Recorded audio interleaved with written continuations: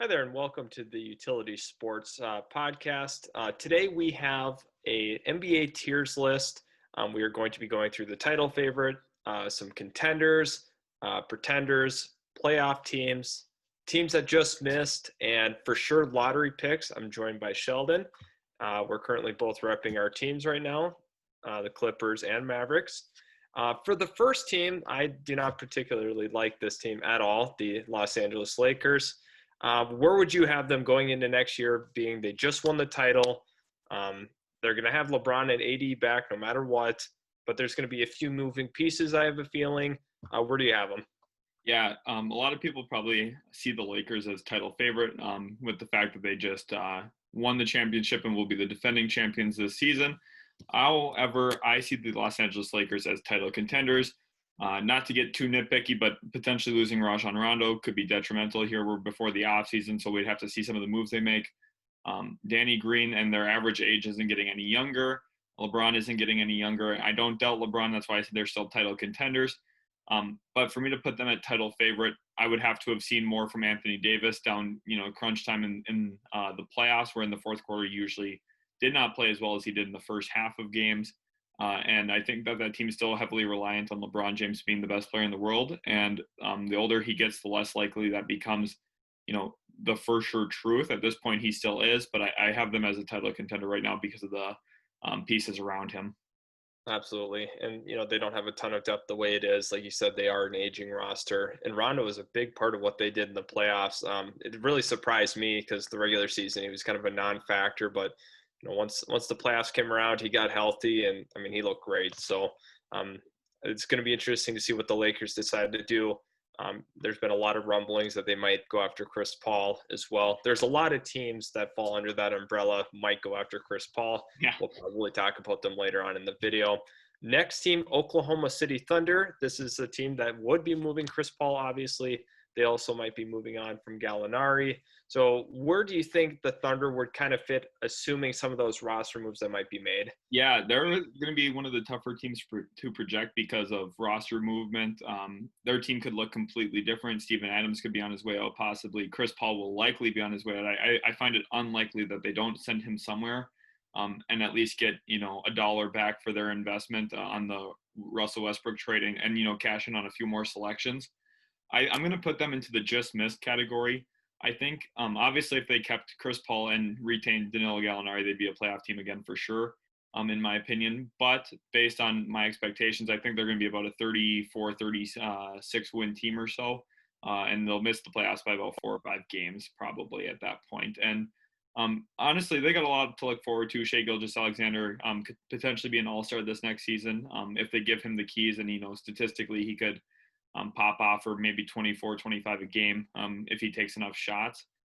So they got a lot to look forward to, but I just don't think this is their year to really make it back to the playoffs, assuming roster transition. Absolutely.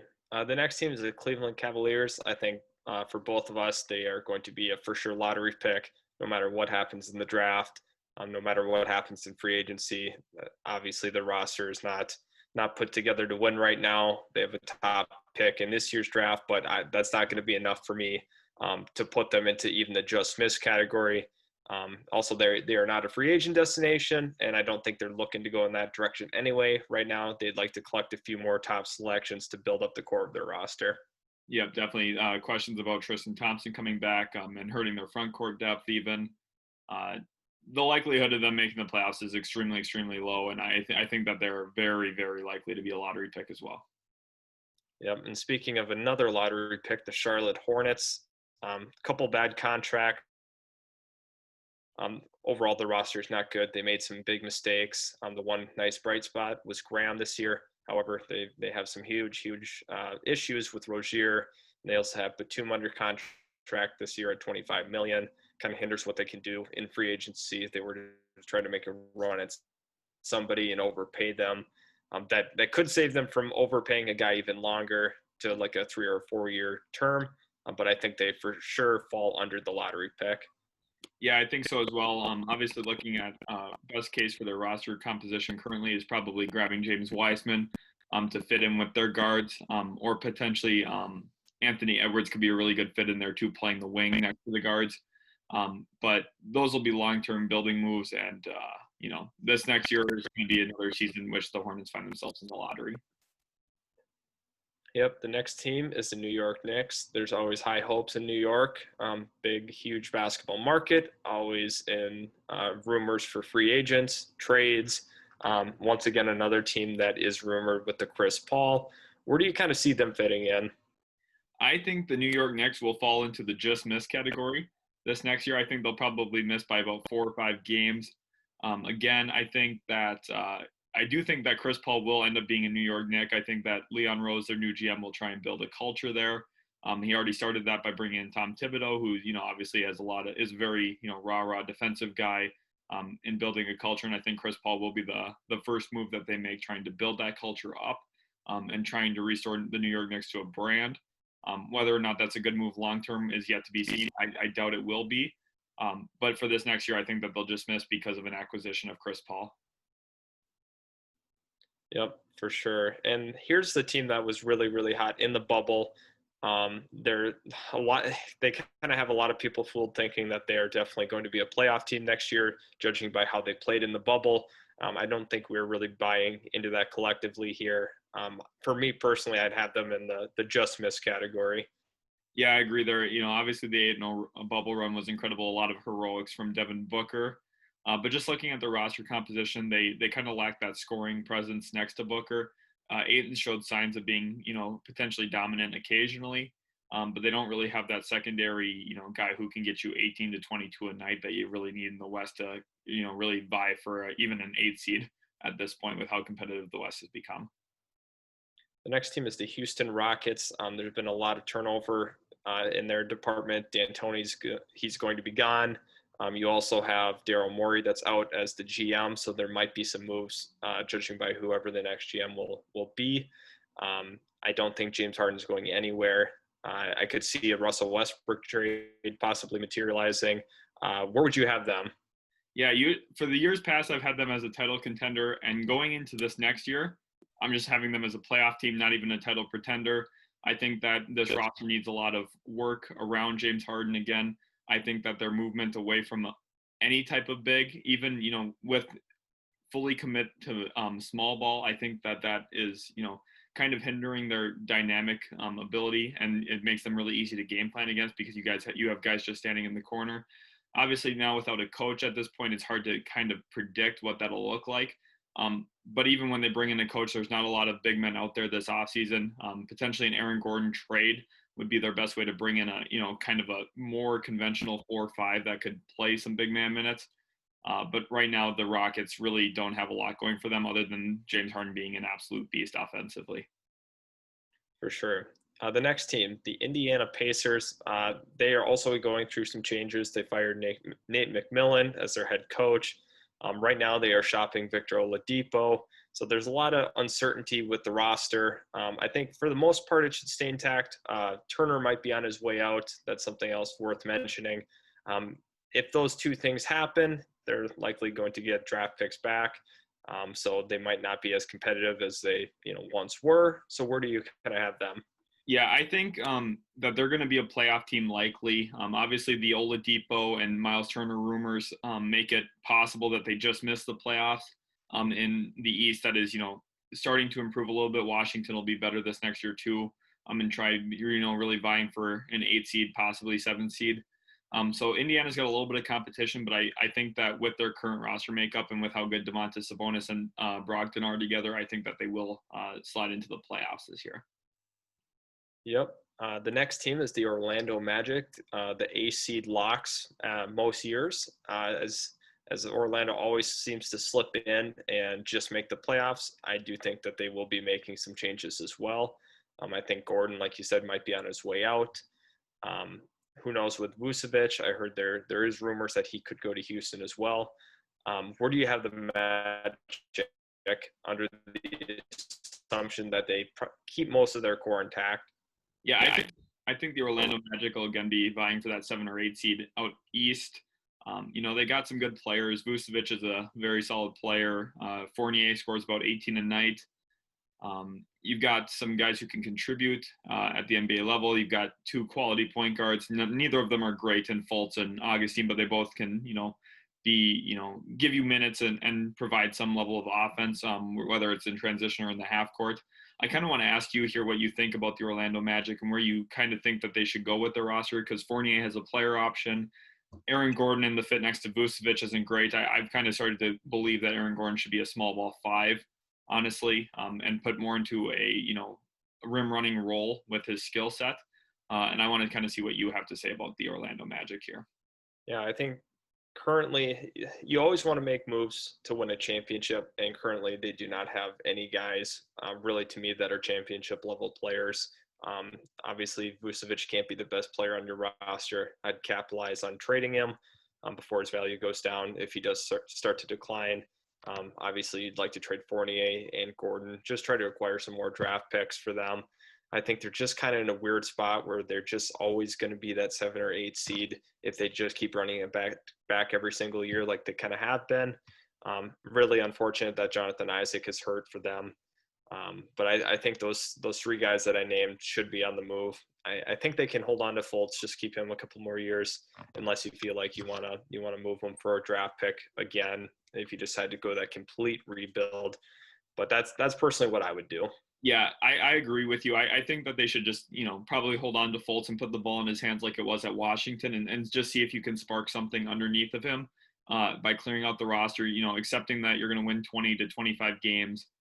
I think that would be the best course of action for their long term. I just don't see them doing that, though, unfortunately. And I think that they're going to run it back for another mediocre year in Orlando.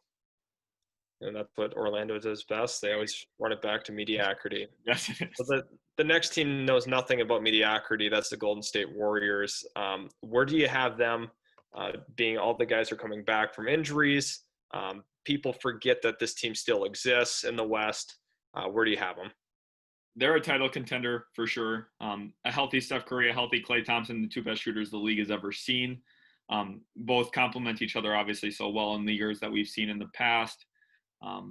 You got Andrew Wiggins, who I think will be a dynamic slasher scoring option for them, and I think can be an opportunistic defender once he's in a winning culture and on a team that is accustomed to winning. I think that there's going to be pressure on him to actually perform on that end. And a few years ago, we were talking about this guy having all the potential in the world, and I think this is where he can kind of live up to what his skill set actually is. Not as an ISO scorer, but as a guy who plays off the ball and can be an athletic threat. Draymond Green will be, back to himself once he's got shooters around him and can be put more in that facilitating role rather than, having to lead a team through scoring and facilitating at the same time. That's a tough role for him. And also the second pick, who I'm expecting at this point to be James Wiseman. I think he gives them a lot of upside defensively. He's got great length. He's going to be a good rim runner. I think he's going to fit really well next to Curry and Klay as a screener. I really like the Warriors going into next year. I think that they've got the roster composition to, rival teams like the Lakers and the Clippers for sure. The next team is the Sacramento Kings. I think it's pretty clear where we will put them. Buddy Hield might be on his way out for draft pick capital. They just always seem to be in the basement no matter what. I think they're for sure lottery pick. Yeah, I agree. They're probably one of the more likely top 10 picks for sure. I'd almost be willing to bet on it. The decision to take Marvin Bagley over Luka Doncic is going to haunt them for the next 10 to 15 years. Probably new management. They're obviously hoping to make some changes, but as long as Luke Walton's the coach and De'Aaron Fox is your best player, you're not going to go that far in the West. And I think that you nailed it right there with a for sure lottery pick. Next team is the Memphis Grizzlies. As we know, they were kind of a surprise this year. They were in the mix the whole year, kind of blew it towards the end. Where do you have the Grizzlies? I think the Memphis Grizzlies will be a just missed team. And this is going to be kind of a trend in the West here. We got a lot of strong teams that are going to end up missing the playoffs. Ja Morant's going to be a franchise level point guard for years to come. But right now they don't really have the wing depth that they need. Obviously they're hoping Justice Winslow can really emerge as that guy for them that, gives them, defensive potential and secondary playmaking option offensively. But right now Dylan Brooks struggles as a creator and the rest of their players on their team outside of Valanciunas are really reliant on Ja Morant really setting the table for them. And I think that that's going to be a lot of pressure on a 21-year-old even at his caliber. So I think that they'll just miss in the West this year. The next team is a team that would be kind of vying for the same spot that the Grizzlies would be, and that's the Portland Trail Blazers. Had a slew of injuries during the year, obviously causing them to fall back in the standings. However, they were kind of able to put it all together in the bubble. They got hot. They stole a game from the Lakers. Where do you have Portland? Yeah, Portland will be a playoff team. They're one of the playoff teams, in my opinion, that is trending downward, like the Houston Rockets a little bit. Um, Damian Lillard has to do so much for that team. Yusuf Nurkic, obviously a very underrated player, and CJ McCollum complements Dame well. But you look at the wings there, and you're getting, inconsistent play from Carmelo Anthony going into next year if he comes back. Trevor Ariza is a question mark. Rodney Hood has been up and down his entire career, and that's the reason that the Utah Jazz were willing to move on from him, and the Cavs were willing to move on from him as well. And I just think that the Blazers are going to be a team that's going to get propelled by how good Dame is and how good Yusuf Nurkic works with that team, but they don't really have a lot else going for them, and I think that just buys them a 7 or 8 seed in the West. For sure. Another team that's very, very mediocre is the Detroit Pistons. I think both of us would kind of have them floating between just missed and for sure lottery pick. Where would you like to put them? Yeah, they're going to be a for sure lottery pick. I'd even say watch for a Blake Griffin trade. He's got 2 years left on his deal. And I think one of the better teams out West might be willing to, buy low on him with all of his injury history and try and really capitalize, especially if they feel like they're not a player for Giannis this next offseason. And I think that the Pistons will probably try and make a move there, and they'll also try and sell on Derrick Rose. And I think that they're going to have one of the most volatile rosters in the next few years, really making a lot of moves to try to, rebuild and retool what they've got. Yeah, for sure. I think Detroit's a team where you have to tear that down. They're kind of in that same spot as the Magic. They haven't been able to run it back as many times as the Magic have, but you definitely have to try to move Blake Griffin in. You will definitely get some assets for Derrick Rose. So Yep. I think you're right on the idea that they should tear it down. I believe they will tear it down. Yeah, they're hopefully for their sake they tear it down too, because right now they're just, I don't know, with Blake and Derrick Rose, they're good enough to not be terrible, but they're not good enough to be good. So it's just going to be, I don't know, not great for them. Absolutely. The next team is the Toronto Raptors. Nick Nurse is obviously the best coach in the league, in our opinion. He is a phenomenal, phenomenal coach. They did not have enough to make the finals this year. Where do you kind of see Toronto? Yeah, I love Nick Nurse, and I think the Toronto Raptors are a really good team. But based on what we saw this playoffs, they're going to be a title pretender.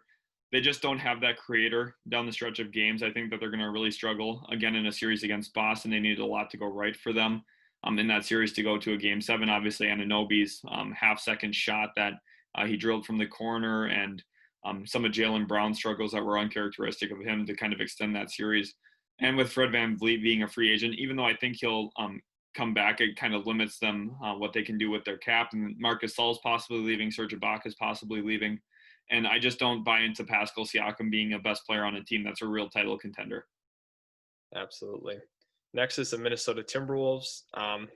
This is another roster that you might see some turnover. Malik Beasley could be on his way out in terms of getting an asset back for him if they decide to sign him and maybe trade him. However, they might just see him as an $18 million a year guy, which that would be very, very tragic for the Minnesota Timberwolves. He played extremely well. I cannot take credit away from him. He played extremely well. Of course, in his contract year, and a bad roster like the Wolves could value him as an asset long-term. I think this is also just going to put them in the for sure lottery pick realm. Yeah, I think so as well. As long as Ryan Saunders is the head coach with his motion offense instead of, really running everything through D'Lo and Cat, even though we haven't seen them together a lot, I just think that his scheme is not going to be super conducive for the two of them to kind of take over games, and defensively they're going to struggle again. And likely their first overall selection will not be a defensive superstar, assuming it's Edwards or LaMelo. I just think that they've got too many holes at this point, and they're a few years away yet from kind of contending for a playoff spot. Absolutely. The next team is the Milwaukee Bucks, obviously the best regular season team in the league. Giannis is a phenomenal talent. He's an MVP level player, defensive player of the year. He's a guy that, is one of the most coveted players in the entire league. However, there are some pieces around him that you don't know if you can win with. A lot of people saw them as, one of the title contenders last year, and they just completely flopped. Where do you have the Bucks? I think the Bucks are a title contender. As long as you have Giannis Antetokounmpo, you're going to have a shot at it. And if they can find a way to retool this offseason a little bit and move Bledsoe into maybe a more natural shooting scoring option at the one, someone to take a little bit of pressure off of Middleton and Giannis down the stretch of games, I think that would be really beneficial for them. And I think that Giannis in the East is still going to be a big matchup. Nightmare for a lot of teams. I think the Sixers are one of the few teams that can really kind of handle him fairly well. I think the Celtics will really struggle against the Bucks. I think that the Nets will have their own issues against the Bucks, despite having Jared Allen and DeAndre Jordan. I think that Giannis himself is worth title contention pretty much year in, year out in the East. The Brooklyn Nets are a team that they're getting healthier. They have a pretty good team around the two stars, Kyrie and KD. We don't know what version of Kevin Durant we're going to get this year. A lot of people assume that he's going to be a top 3 player as soon as he comes back, which I think they're under the wrong impression. A guy that comes off of an Achilles injury generally is obviously way slower, and it's just not the same player the year after they come back from an Achilles injury, and quite frankly, the rest of their career. Where do you have the Brooklyn Nets? This might be unpopular. I'm going to have the Brooklyn Nets as a title pretender. I think that Kevin Durant will be one of the best players in the East again this year, despite his Achilles tear. I am skeptical on how great of a player he will be. I don't think that he'll be as good as he was. His skill set is one that maybe he can play a little bit stronger on a weaker Achilles than most players can, because his game's not fully built on athleticism. But his slashing ability, you're going to see it. He's going to have a slightly slower first step. He's going to be less guys off the dribble. He's going to be more reliant on being just a skilled shooter, which he is. But it's going to knock his efficiency a little bit. And I don't believe in Kyrie Irving year in, year out. I'm not a big believer in that. And I think that they're actually going to blow up parts of that roster trying to get a third star, potentially like Drew Holiday. And I don't like that for them. I think that their depth is one of their strongest points. And with my expectation that they're going to blow it up to bring in that third guy, and potentially even moving on from guys like Jared Allen and Spencer Dinwiddie to do so, don't love that for them. They're a title pretender in my eyes. For sure. And now an interesting team here is the Atlanta Hawks. Obviously, Trae Young is a superstar. They brought in Clint Capella to compete last year. Where do you have the Hawks? I feel like they're one of the harder teams to kind of gauge where they're at right now. Yeah, I really, really want to predict them to be a playoff team. I really do. But I just think that there's just a few too many teams that are going to be better than them this next year. So I think that they're going to be a just miss team. I really like the Clint Capella addition, even though Capella, there's a ceiling on what he can really be and help you do. But he's going to fit next to Collins and Trae Young well. Collins really improved as a shooter this past year. And they have the 6th overall pick. And I think that there's 1 or 2 players there that could really, really help them on both ends of the floor. Whether that's Tyrese Halliburton or Isaac Okoro, I think that the Hawks could really, really improve quite a bit going into next season. Especially on the defensive end, which is where they need to improve. But I don't think it's quite enough yet to make the playoffs. The next team is the San Antonio Spurs. You could see quite a bit of roster turnover there. We don't really know the status of DeMar DeRozan, LaMarcus Aldridge. Knowing what we know now, where would you have the Spurs? Yeah, this is going to be this is going to hurt a little bit, but I'm going to put the San Antonio Spurs as a for sure lottery pick. I think LaMarcus Aldridge just doesn't really fit that well there. He's going to have to start shooting more and more threes to really fit next to DeMar DeRozan, with DeMar DeRozan's very mid-range heavy game. And I just think the two of them don't have enough firepower together, despite Pop's greatness, to really make a run at the playoffs, unless DeJounte Murray makes a huge leap. But at this point, DeJounte Murray seems like more of an opportunistic defender and slasher rather than anything close to a star going forward. And I think that they will, in a tough West, be for sure in the lottery. The 76ers are a team that over the last couple of years, they've been trying to figure it out. They're trying to figure out how to make Ben Simmons and Joel Embiid try to work. They do a lot of different things to try to put shooters around those guys. They obviously brought in Al Horford, Tobias Harris. two very, very pricey guys. That kind of hinders what they can do to essentially put together the roster. They brought in Doc Rivers from the Clippers. There's a lot of analysts saying that Doc Rivers can kind of unlock Tobias Harris, but I think that is not at all true. I think they're just kind of grasping for something. The Sixers, in my opinion, are one of the hardest teams to try to gauge. They definitely have the talent overall. Where do you have the Sixers? Yeah, for the reasons you laid out and based on their talent, they're going to be a playoff team. They've got a lot of defensive upside with Simmons and Embiid on the floor together, and Josh Richardson as well as the other guard. I don't love Shake Milton, so I'm hoping Doc Rivers moves away from Shake Milton being the starting point guard, and I hope he embraces Ben Simmons as that. But like you had mentioned, I'm not buying into the whole unlocking Tobias Harris thing. I think that Tobias Harris had succeeded so well with the Clippers because he was in a role that he was going to get shots and get numbers and have the ball in his hands more than he will in Philly. Just simply with, they're going to give Embiid post touches. They're going to give Simmons, runs to the rim, and they're going to put him in the pick and roll. And it's just now Tobias Harris has to be accepted as a third scoring option, and people have to realize that that's not something that Doc Rivers is going to be able to unlock because his shot numbers are going to go down. It's not even that his efficiency is really plummeted. It's just he has less opportunities to really score. Absolutely. The next team is the Washington Wizards. Obviously, there's a lot of speculation on what's going to happen with Bradley Beal. That's been going on for the last year.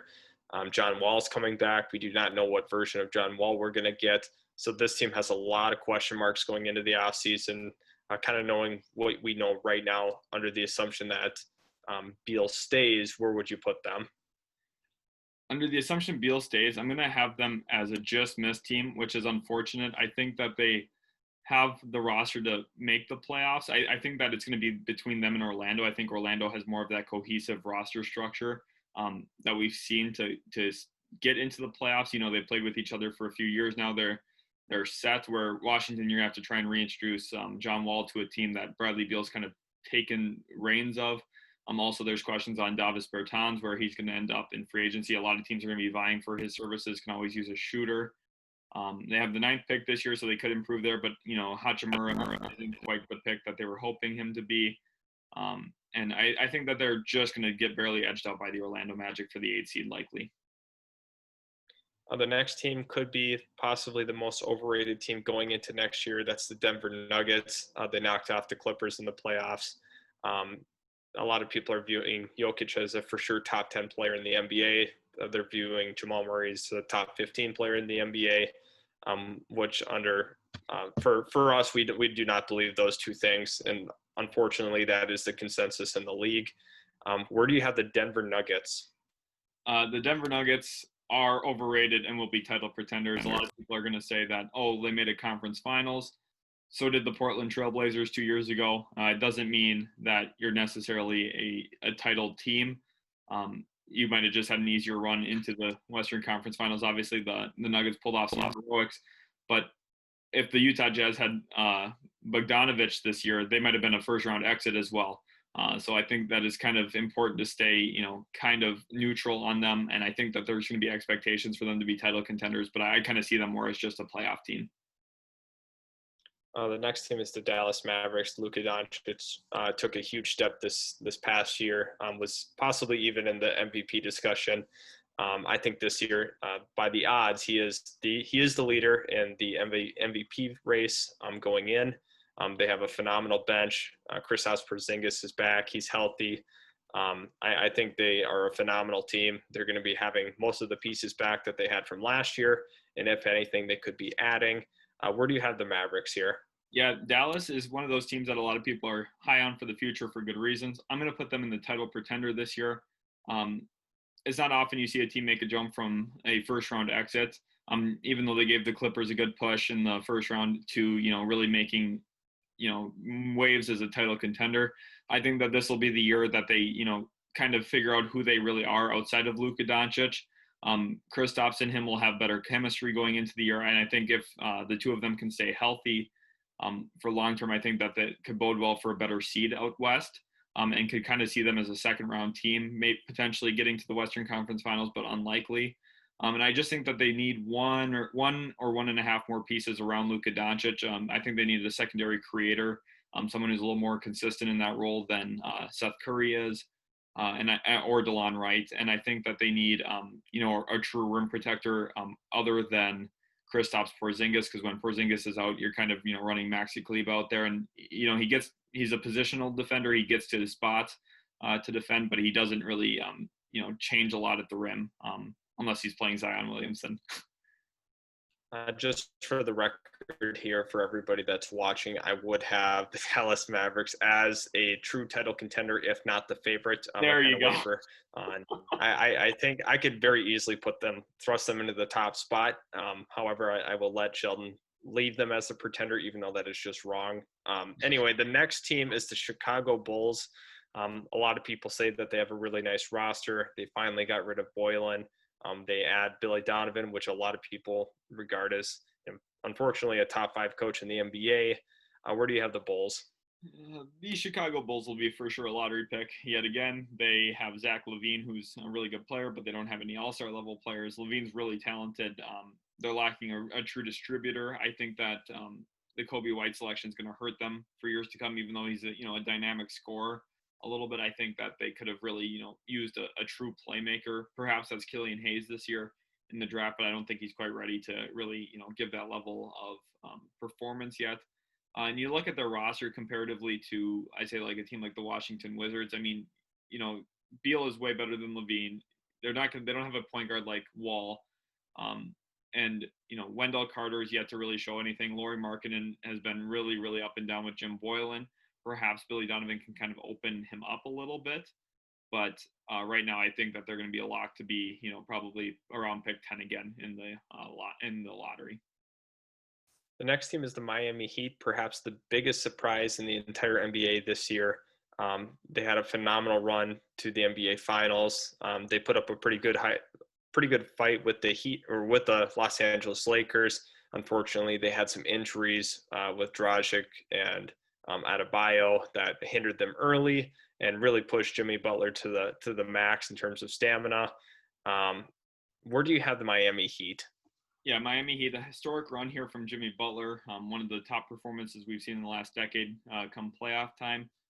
I just don't think it's really, reproducible for him. I see them as a title pretender.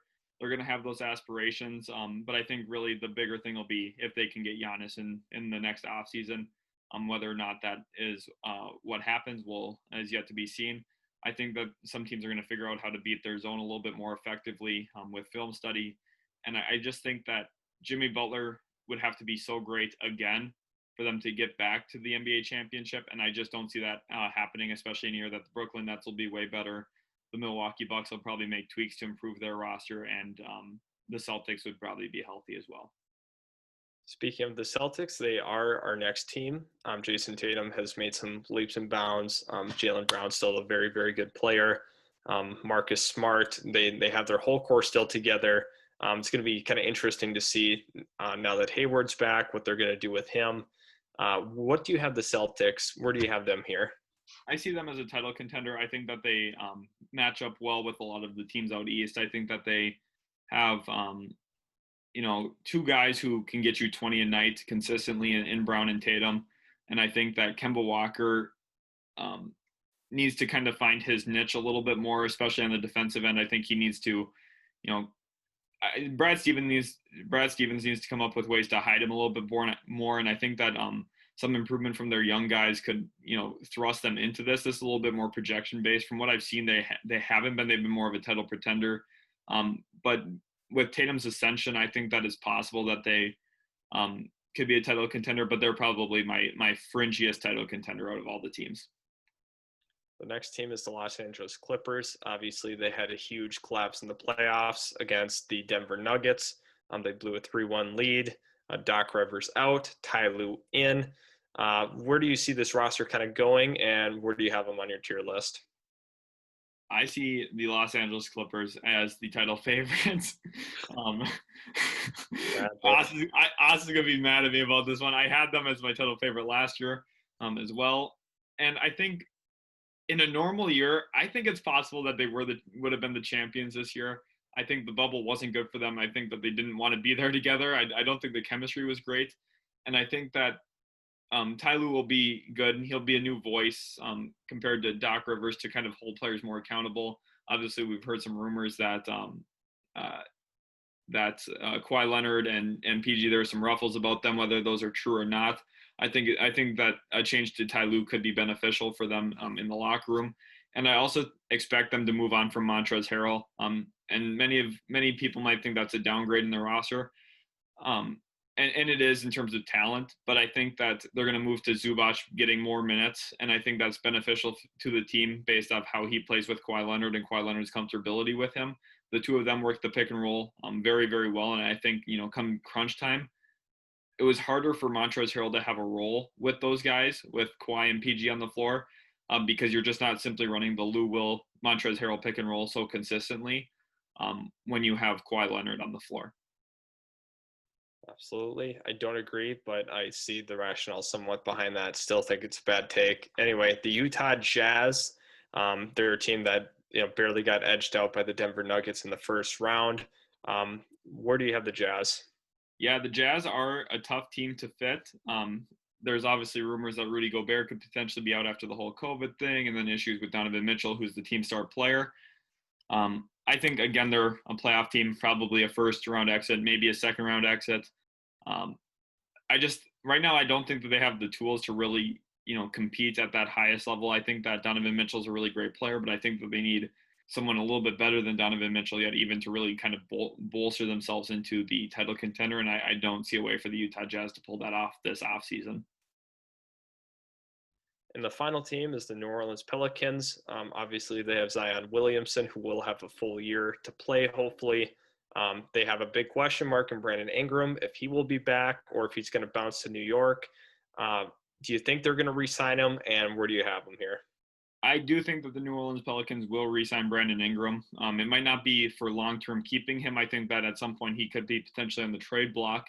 But I don't think that they're going to let a guy who is just an all-star leave. I think they're going to, qualifying offer him and make sure that he's restricted and probably be willing to match anything up to a max for him at his age slot.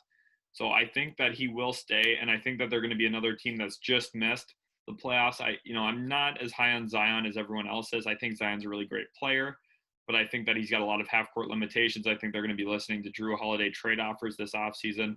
And Stan Van Gundy's their coach, so things could look a lot different in the way they do stuff. But I do not like the Stan Van Gundy hiring on the side of Lonzo Ball's development.